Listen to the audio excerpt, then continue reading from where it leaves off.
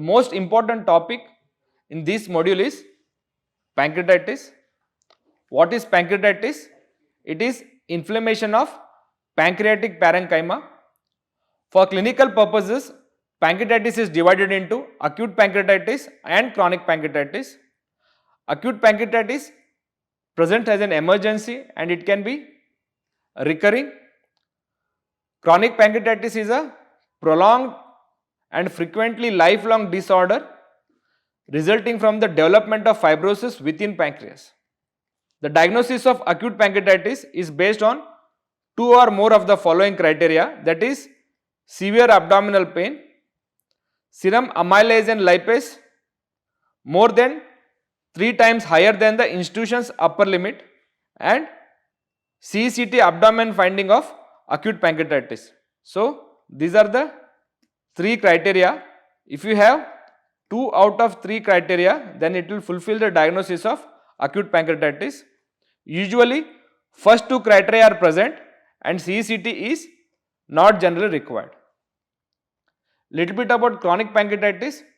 It is continuing inflammatory disease of pancreas characterized by irreversible morphological change, typically causing pain and permanent loss of function of the pancreas. Patients with chronic pancreatitis will have painful exacerbations, but in few the condition may be completely painless. We will be discussing about acute pancreatitis in detail in this module. In next module, we will be discussing about chronic pancreatitis. The mechanism of injury in acute pancreatitis is premature activation of pancreatic enzymes within the pancreas leading to autodigestion of the pancreas. Anything that injures acinar cells or impairs secretions of zymogen granules or damages duct epithelium, it will cause delay in the enzymatic secretion.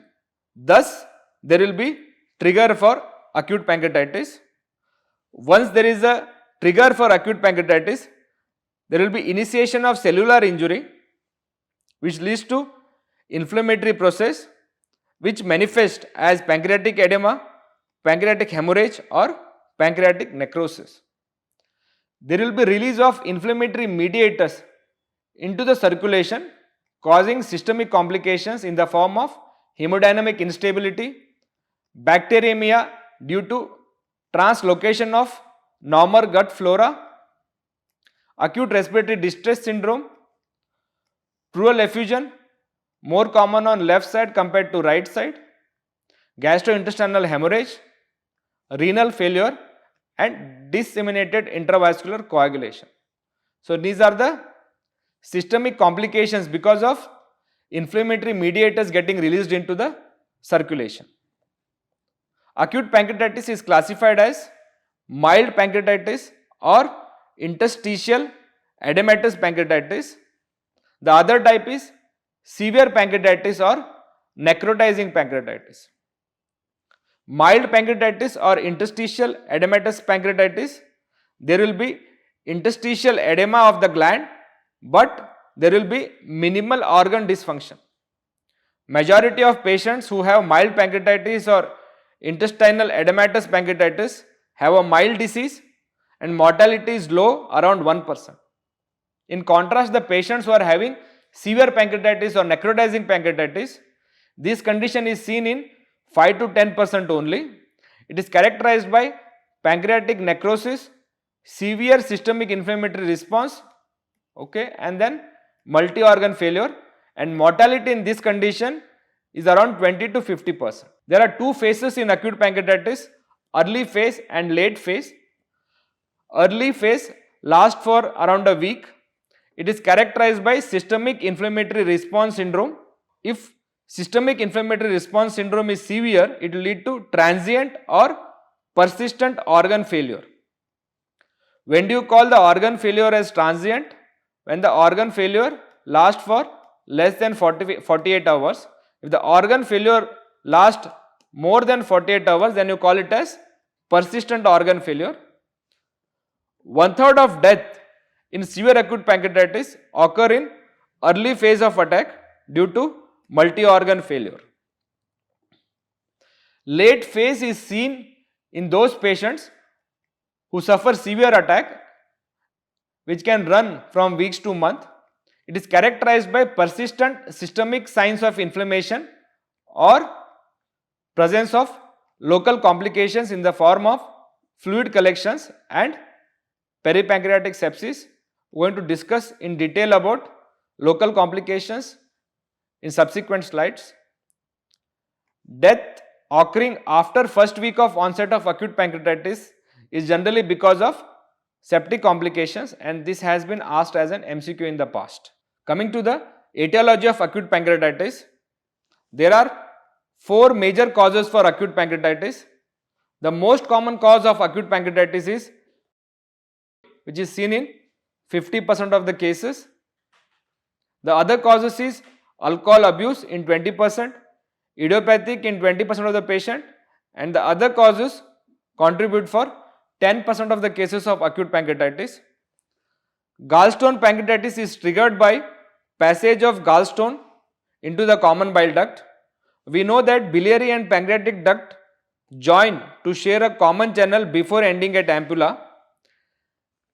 If there is an obstruction at the level of ampulla, the bile refluxes into the pancreatic duct, activating the pancreatic enzymes. Patients with small gallstones or patients who have wide cystic duct, there is higher risk of passing these stones. Thus, these patients are more prone for attack of gallstone related acute pancreatitis. So, if there is a wide duct and a small stone, it can pass very easily.